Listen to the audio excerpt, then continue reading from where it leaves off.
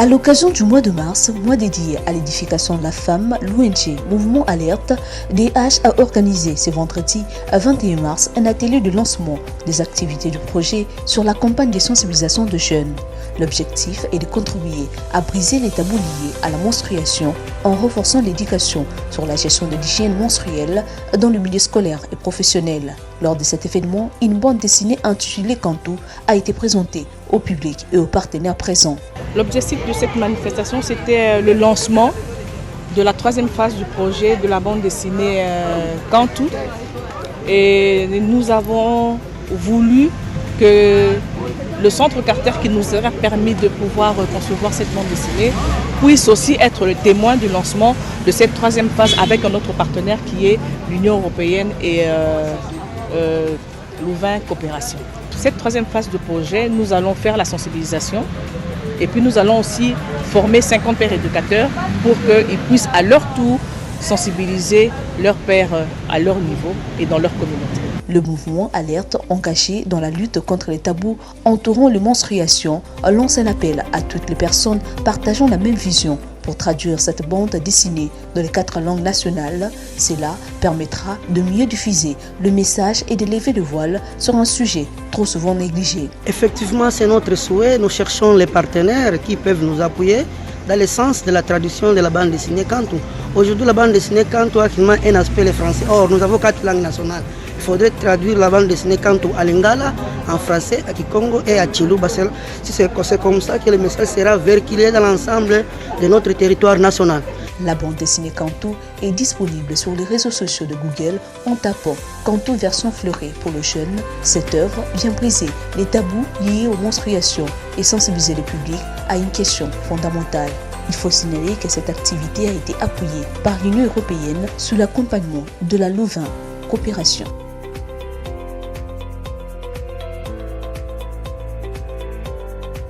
L'éducation par père qui est un père, ainsi de suite. Alors, d'une manière spécifique, vous allez devoir acquérir les compétences sur la définition du mot père, du concept père éducateur. Vous allez devoir savoir l'importance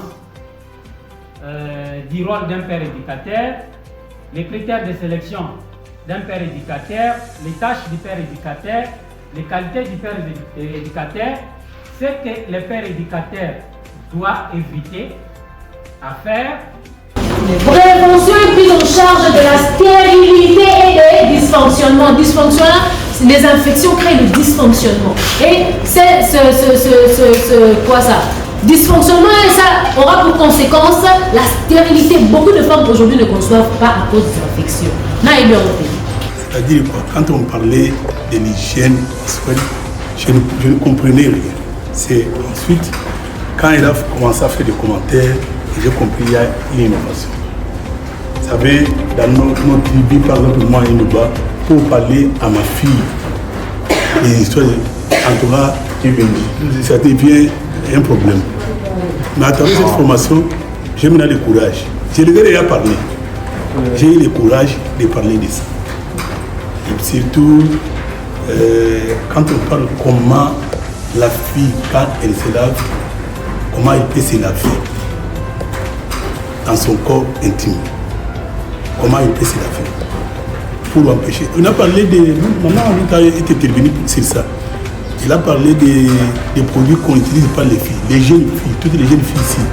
La wash. Moi je savais que ce sont des experts qui ont fabriqué ça. Quand on va, c'est pour la propriété d'une femme. Mais au contraire, chez les spécialistes, c'est un problème. Ça peut créer des problèmes pour la fille. D'une manière générale, la formation ici m'a appris beaucoup de choses. Je suis calme, j'ai envie d'apprendre beaucoup de choses. Merci beaucoup. Là, j'ai pas des infections. Les infections peuvent faire que on soit des amis, n'est-ce pas? Oui. La gestion de l'hygiène menstruelle fait intervenir plusieurs choses. Fait intervenir la notion de connaissance, la notion par rapport aux infrastructures. Ce qui concerne infrastructures, nous retrouvons de l'eau, Et qui concerne l'infrastructure, nous retrouvons de l'eau et la gestion de l'hygiène menstruelle fait intervenir la disponibilité des serviettes hygiéniques. C'est ça le problème. C'est ça notre faiblesse. Les coutumes existent. Oralement, qui se contredisent, controversées. 250 coutumes. Comment est-ce qu'on aura, même nous les magistrats, le droit coutumier qu'on applique, et je vous informe, les codes de la famille. Avec les poules et tout, c'est ça. Je pense ce que tu as dit. Maintenant, quand tu viens réparer, tu payes le chipao. C'est ça la réparation. Donc, il ne faut pas confondre les gens confondent le chipini et le chipao. C'est deux choses différentes. Je m'appelle Clémence Silla, je suis étudiante à l'université de Silla, dans la faculté de médecine, je suis en 2e année. Ok, c'est important. En tout cas, pour définir ou soit décrire la science d'aujourd'hui, est énormément productif. Alors, nous avons appris énormément de choses sur la santé sexuelle et reproduction, avec une très bonne intervenante et très belle notion. Nous avons énormément appris en ce qui concerne la sexualité, ainsi que la santé de reproduction. Donc aujourd'hui, nous avons parlé de la santé sexuelle et reproductive. Nous avons défini c'est quoi la santé sexuelle et reproductive. Nous avons essayé de définir, nous avons aussi dit c'est quoi les droits pour les jeunes de savoir ce que c'est la santé sexuelle et reproductive, ce qu'ils doivent savoir sur eux-mêmes. Et nous leur avons donné les informations nécessaires pour se prendre bien en charge demain.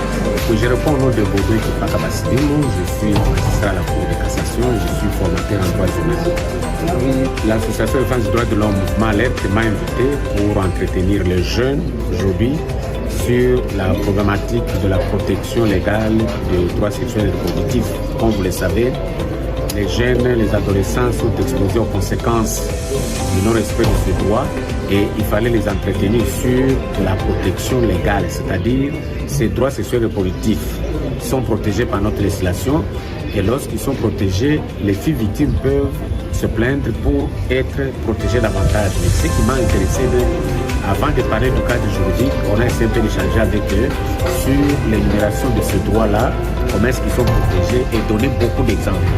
Et la réaction de la salle vraiment me convainc que ce sont les jeunes qui ont appris et ces enseignements vont les aider à changer leur comportement dans leur vie face aux problèmes, aux obstacles de promotion de ce droit sexuel et reproductif. Comme vous le savez, il y a beaucoup de croyances religieuses, des traditions, le tabou qui empêchent aux jeunes d'exercer effectivement leurs droits sexuels et reproductifs. Et lorsqu'on enlève tous ces obstacles, je crois qu'ils vont s'épanouir bien dans leur vie et savoir qu'ils ont droit à ces droits sexuels et reproductifs dans leur vie avant d'atteindre l'âge de la majorité.